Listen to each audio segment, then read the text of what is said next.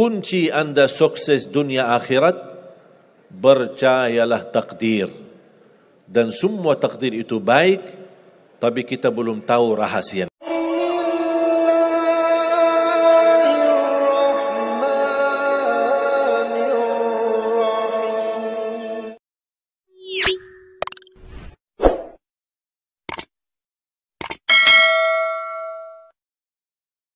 Selama saya di Indonesia, itu yang saya ambil pelajaran.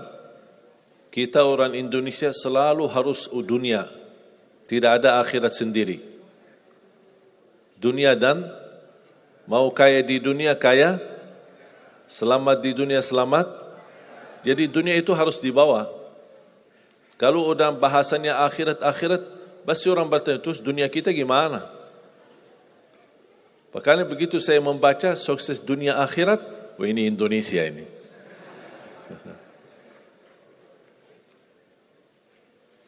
Bahkan hampir setiap ibadah kita pasti yang dikejar dunia.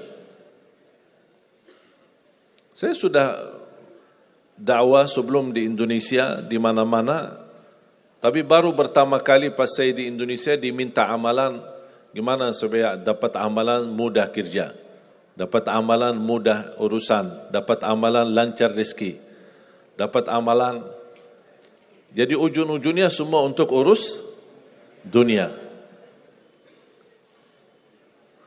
Makanya saya buatkan satu buku, habis saya sudah fahami dan belajari karakter orang Indonesia. Orang Indonesia dah mau yang ribet-ribet, mau yang mudah, yang enak dan masuk surga. Betul?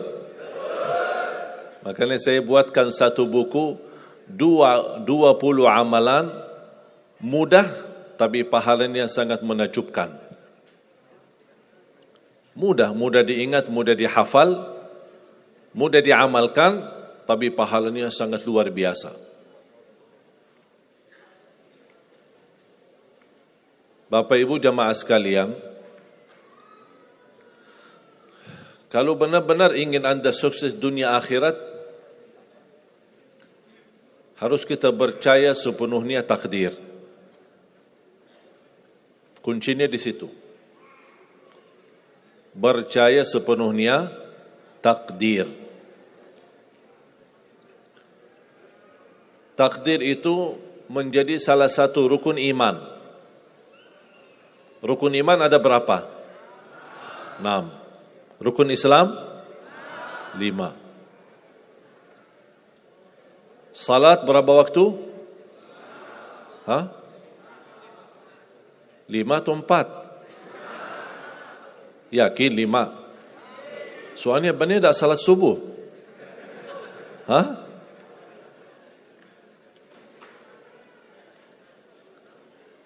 Takdir itu menjadi salah satu rukun iman.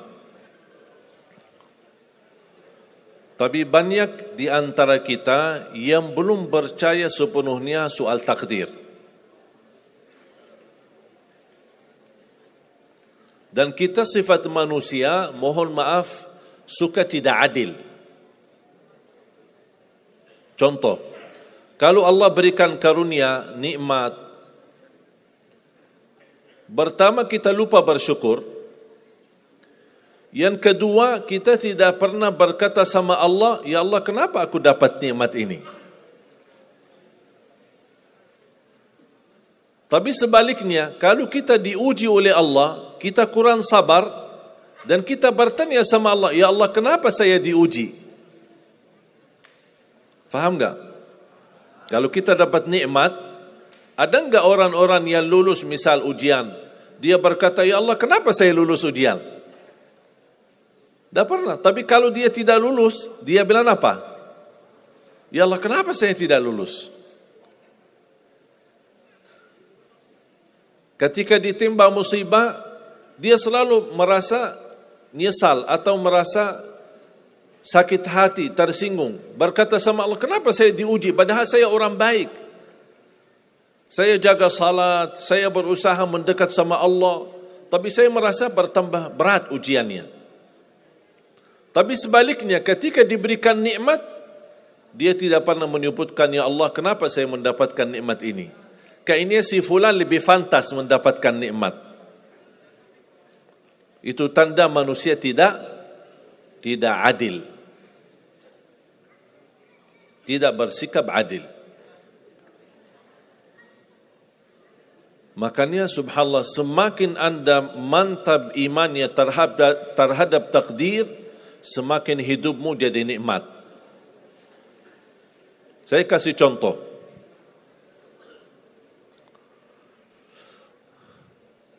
Tidak ada persoalan masalah takdir baik. Itu bukan masalah bagi kita.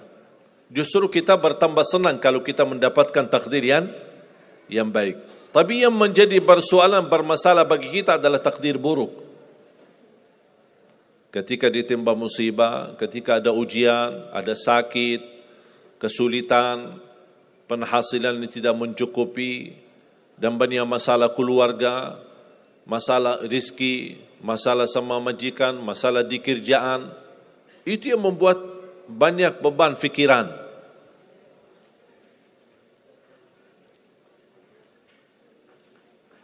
Tapi kita harus tahu, sebenarnya walaupun takdir itu ada baik, ada buruk, kenyataannya buruk, nampaknya buruk, tapi hakikahnya baik. Hakikahnya baik. Tapi kapan kita bisa tahu takdir yang buruk ini bisa menjadi baik bagi kita? Belum tentu sesaat terjadi ujian itu. Bisa jadi belakangan, bahkan bisa menjadi sekian lama baru kita tahu dan sadar ternyata takdir itu baik bagi kita.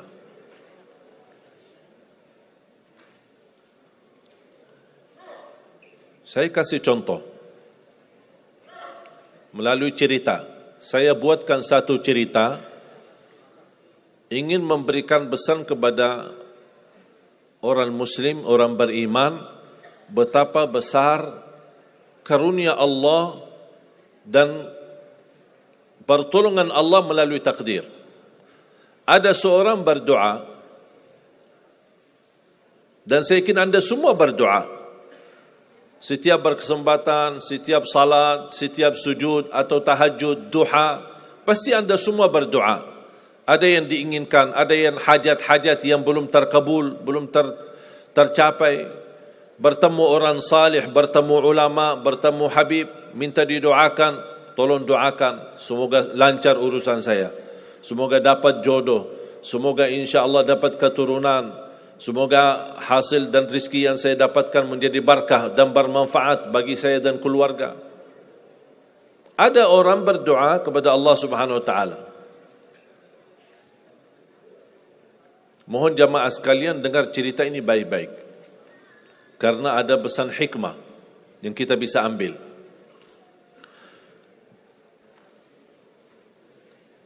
Orang ini berdoa tapi tidak melebihi selain doa meminta jodoh yang salihah, yang cantik, yang kaya. Itu aja doanya, tak ada yang lain. Setiap salat, ya Allah, jodoh yang salihah, yang cantik, yang kaya. Tahajud, ya Allah, jodoh yang salihah, yang cantik, yang kaya. Doa pas buka puasa, itu aja doa, tak ada yang lain. Tak minta ampun, tidak minta rahmat, tidak minta karunia, tidak minta keselamatan. Butuh banget ini jodohnya. Dapat rezeki sedikit, dapat kemudahan berangkat haji. Selama dia berhaji, selama dia tawaf 7 kali, itu aja doanya. Ya Allah, jodoh yang salihah, yang cantik, yang kaya. Safa Marwah sa'i, ya Allah, jodoh yang salihah, yang cantik, yang kaya. Tak ada yang lain. Ketika satu malam dia sudah di tengah air, berjalan malam hari santai-santai di kampung sambil membayangkan jodohnya, menghayal bagaimana cantiknya. Pas di dalam perjalanan dikejar anjing. Dia lari. Dan justru anjing semakin lari semakin dikejar.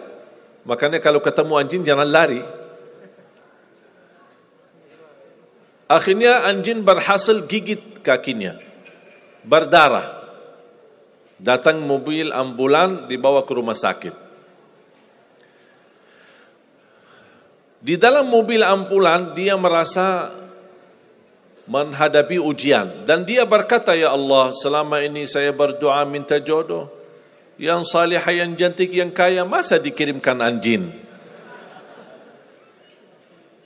Dia belum tahu ada apa. Dan ini yang sering kita lakukan, terlalu cepat respon dan berkata yang tidak baik ketika kita diuji oleh Allah, sedangkan kita belum tahu apa yang akan terjadi sesudah itu. Ambulan dibawa ke rumah sakit dan subhanallah dirawat di rumah sakit seorang dokter yang cantik, yang salihah, yang kaya, jadi jodohnya. Ada hikmah enggak digigit anjing? Buruk enggak kejadian itu? Buruk, digigit anjing pasti buruk. Tapi ternyata di dalam keburukan Allah menyediakan sesuatu kebahagiaan, sesuatu kebaikan, tapi kita belum tahu. Ternyata Allah sudah kabulkan doanya. Allah sudah kabul. Cuman kadang-kadang proses menabulkan doa itu ada di antara doa kita yang memang prosesnya lewat takdir buruk. Allah sudah kabul. Kata Allah, aku sudah kasih. Tapi tunggu. Seperti ini orang, doanya terus, ya Allah jodoh yang salih, yang cantik, yang kaya, jodoh yang salih, yang cantik, yang kaya. Allah sudah kabulkan doanya, tapi jodohnya ada di rumah sakit. Berarti harus sakit dulu. Gimana cara sakit dulu? Allah punya bermacam cara, berbagai macam cara. Bisa sakit, tiba-tiba sakit, bisa apa saja alasannya. Di antaranya tentara Allah yang ada di bumi, semua yang bernyawa makhluk Allah, patuh dan taat kepada Allah Subhanahu wa taala. Di antaranya anjing. Allah perintahkan gigit si fulan biar ketemu jodohnya di rumah sakit. Jalanin tugas. Memang kita menyesal ketika terjadi kecelakaan, tapi kita tidak tahu apa hikmah di belakang kecelakaan itu. Dan sering saya bilang sama jemaah, mudah-mudahan Allah kabulkan semua hajat-hajatmu. Walaupun digigit, mau enggak digigit anjing dulu?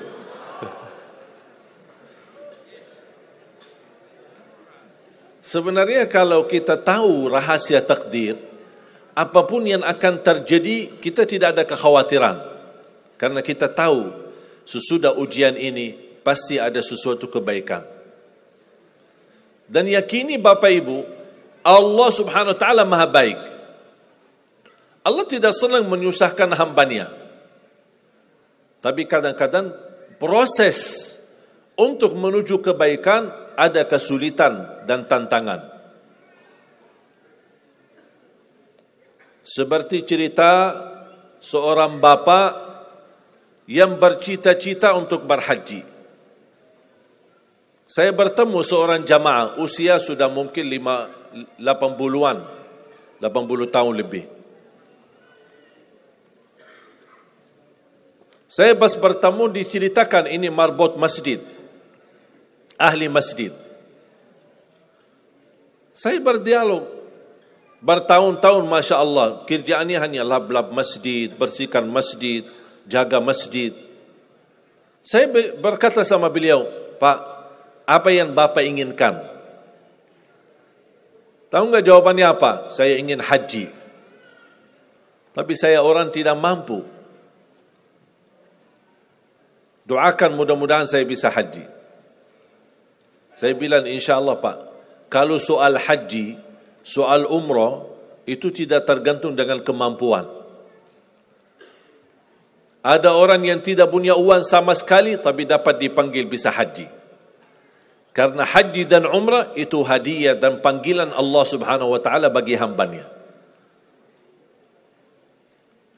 Bahkan justru ada orang yang banyak hartanya tapi tidak tertutup hatinya untuk ke tanah suci. Boleh kita bercita-cita, berkeinginan ke tanah suci, tapi jangan digantungkan persoalan ini masalah kemampuan. Nanti kalau saya ada uang, saya mau haji dan umrah. Belum tentu saat sudah ada uang, belum tentu haji dan umrah.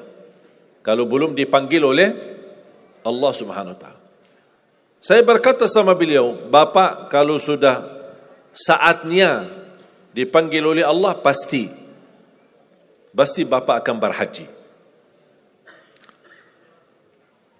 Tiba-tiba saya menerima telefon dari anak beliau. Habis saya ketemu kira-kira beberapa bulan, saya terima telefon menyampaikan bapaknya kecelakaan. Kok gimana kecelakaan? Apa ceritanya? Dia bilang habis keluar dari masjid,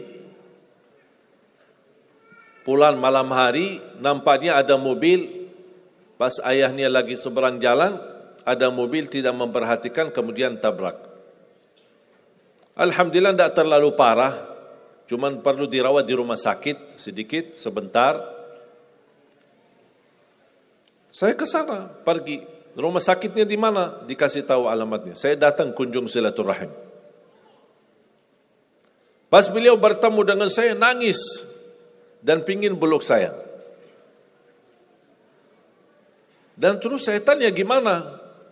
Kata beliau, ada cerita yang istimewa terjadi sama saya. Ternyata orang yang menabrak beliau, orang yang kaya.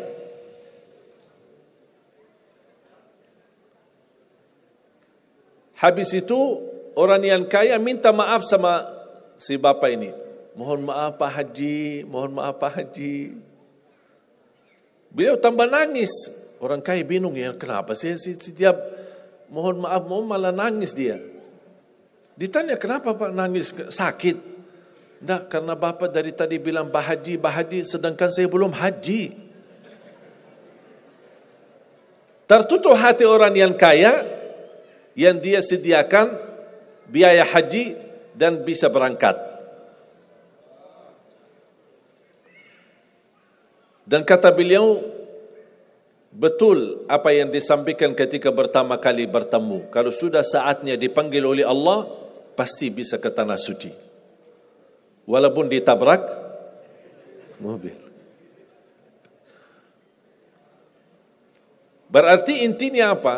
Apa yang saya ingin sampaikan, jangan ada yang merasa menolong atau merasa sakit hati atau merasa tersinggung ketika menghadapi ujian.